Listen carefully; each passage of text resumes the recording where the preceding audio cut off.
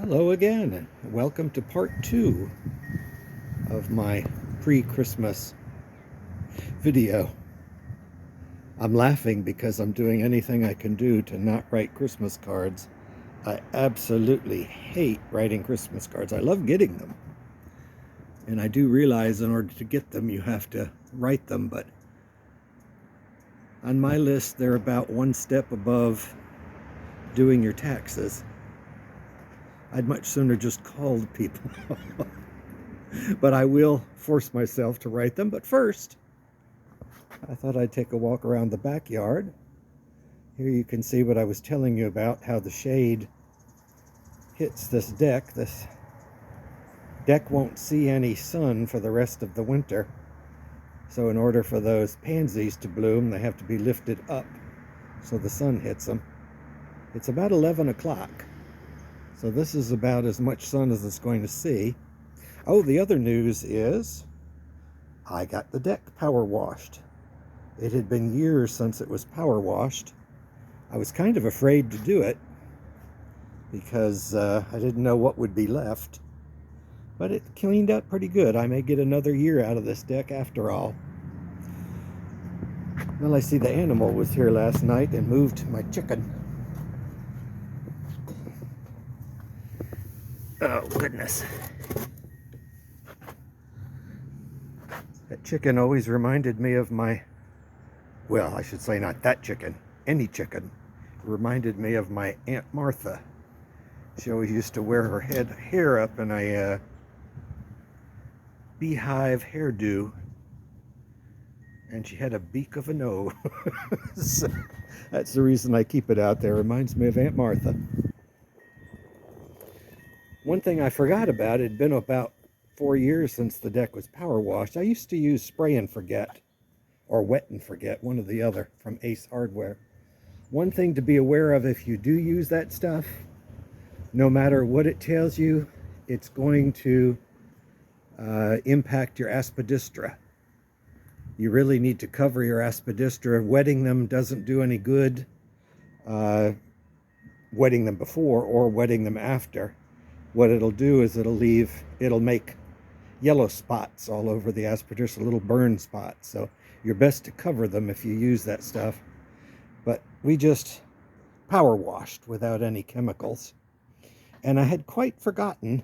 You can kind of see what the roses look like in that empty pot of mine that used to be the water fountain. You see the mud that's slung up there, the mud and the dirt. But the deck looks really good. I'm still fighting the animals in the backyard, so therefore I've drained all my water features. I have not yet sprayed the grass. I'm going to wait until the hard frost next Friday, because there's no sense in spraying it just yet. Well, I guess I could. I overthink things too much. But I'm not going to plant my winter rye until after the hard frost.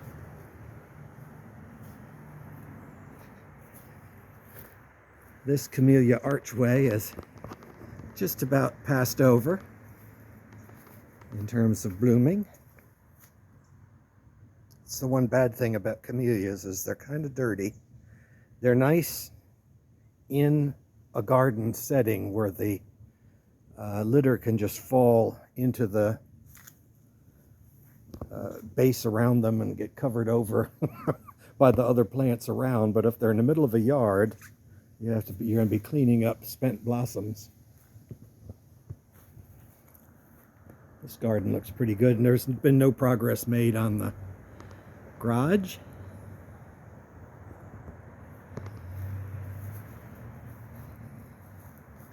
We are going to cut down these pear trees. We're going to pollard them probably next week. It all depends on whether or not there's a big trash pickup on Friday. It is the day before Christmas Eve, so theoretically the trash man ought to be working. But if they're not, needless to say, I won't bother cutting them down. And this is the heart of my winter garden. That's where I store the pre-primed siding that needs to go on the outside yet to fix the remaining holes in the garage. But You can see I brought in the bougainvillea and other plants here. So they'll live quite nicely in here until the danger. I'm going to leave them in for the week so that there's no chance the hard frost is going to hurt them. And I just can't be bothered to put them out and bring them in again, so I'm just going to leave them out. I am going to bring these amaryllis in the house. I was going to bring them in the house a little earlier, but I noticed they had fungus gnats. And I used store-bought potting soil and store-bought bulbs from Lowe's, both. But apparently, I guess somehow, because I had them last year, gnats must winter over in the amaryllis bulbs. But I have a systemic insecticide that you put in the soil and mix it in. So I've done that, and I'm going to wait a couple of days. And there's another one waiting to go. Oh, by the way, that's last year's poinsettia. It's not set bloom yet, but it's a nice looking plant, so I'm going to leave it. And let's see, down here, I've got the Japanese ground orchids. I brought them in. Of course, the pelargoniums, and this is the what's left of the golden chalice vine, the bigger one. The animals that I've been fighting in the backyard broke some of that off. They're rather angry because this last year I had the basement, or the underside of my house is on piers. I had it bricked up, or cinder blocked up. I paid a company to come out and straighten my floors and do some foundation work. So they blocked up under my house so animals can't get under there. And there were 2 spots left that I was going to do, and I didn't get around to it all summer long. And I wound up doing it about 2 weeks ago because I heard activity under the house. And I have to admit, I should have done it years ago. But they were small. The one opening was where the cable, when I used to get Comcast, ooh, that's a name from the past, for my TV. There was a hole under there where the cable went through. It was about 1 brick wide, so I went ahead and sealed that up. And the other spot was for my air conditioning. A hole was knocked in the foundation that I had for the piping to run through, and it was about 6 inches by 6 inches. It wasn't huge, but remarkably, now that I've sealed that up, I don't hear my air conditioner. I guess I should have done it years ago, because the rattle in the outside part of my air conditioner, it used to wake me up when it would kick in. And it's still out there, but I don't hear it under the house anymore. I guess it just used to echo through underneath. So live and learn. Seal those holes. I am going to have to pick all of these satsumas before the hard frost hits, but I have until Friday. I'll be giving them away to friends and neighbors. Satsumas would probably survive a hard frost because the fruits detach from the skins, and I have left them on the trees in past. But what happens is they kind of turn to mush. They still taste okay, but they turn to mush. So if you're juicing them, you can still make jellies and stuff. I used to make a satsuma marmalade. Oh, I should point out, I guess the fruits are finally ripe on my palm tree. This is the Saranoan repans. And the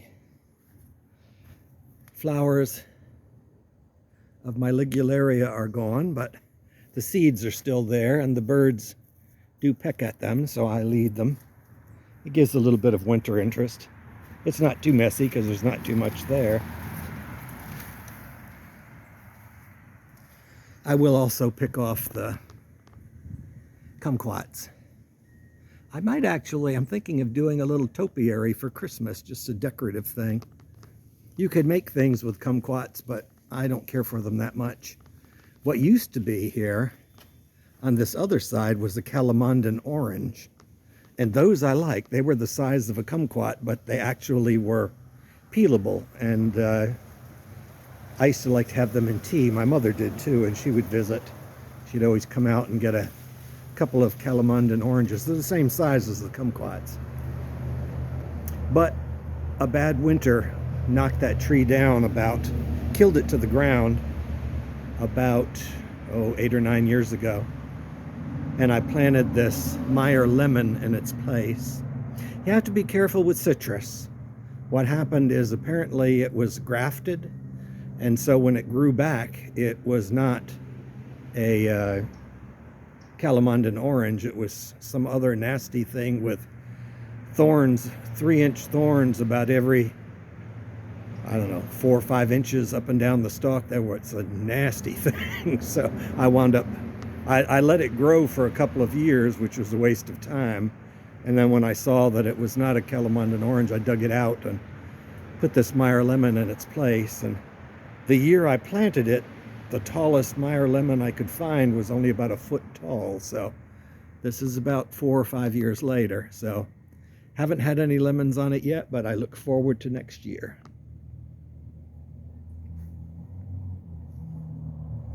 Here, not much has changed, other than you can see the holes in the lawn where the animals have been digging. I probably should go ahead and spray I found out from, I got some sod a couple of years ago, and I found out from the people that sell sod, they said the way to deter animals from digging in your grass is to spray it with an insecticide, because the animals don't necessarily want your grass, they want the grubs and insects growing underneath your grass. So unfortunately, that means killing all the life that's naturally inside your lawn. So I do it once or twice a year to discourage burrowing animals, as you can see here. I also look around my fences to see what spots they're coming in at. Oh, I did want to show you there is a blossom on my Canary Island date palm. Well, you can just barely see the remnants of it up there. The yellow stalk. You can see the flowers fell here. That's natural, it does that. But frost is going to knock that bud down anyway, so it's going to happen. One thing that may die, definitely the angel's trumpet is going to go. I have to decide if I want to take any cuttings from that one, because now would be this week would be the time to take them. The one palm that is in danger is the lady palm, and the little side cutting that I took and moved over to here. And those I will cover with fleece. When I say fleece, what it actually is, nothing really goes to waste in this house. I use old sheets. And since I live next to a busy street, which you can hear, one time someone threw an old baby blanket away. It's got blue and brown footballs all over it. It's about 6 foot square. So I washed it, and I use it as a cover. That's what I call my fleece that I throw over that. Those 2 palms are the ones that I will protect. Everything else in the hard freeze is just going to have to fend for itself. Most things are going to do fine. I don't anticipate any major issues. But it all depends. It depends how long the hard freeze is for.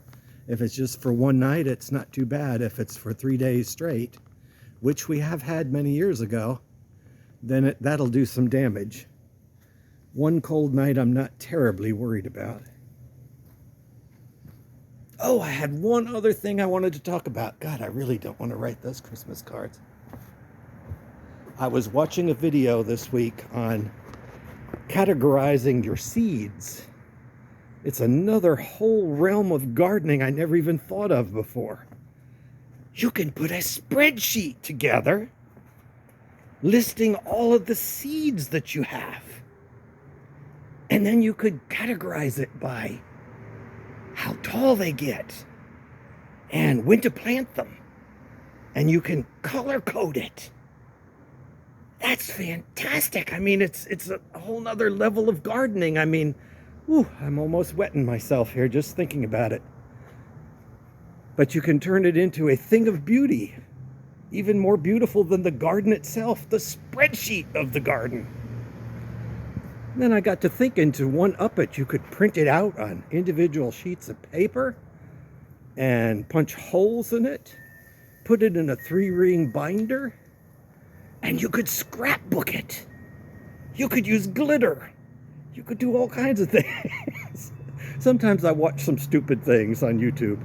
Most of the time, the one thing I did get out of that show was it did remind me that I needed to order some borage seed.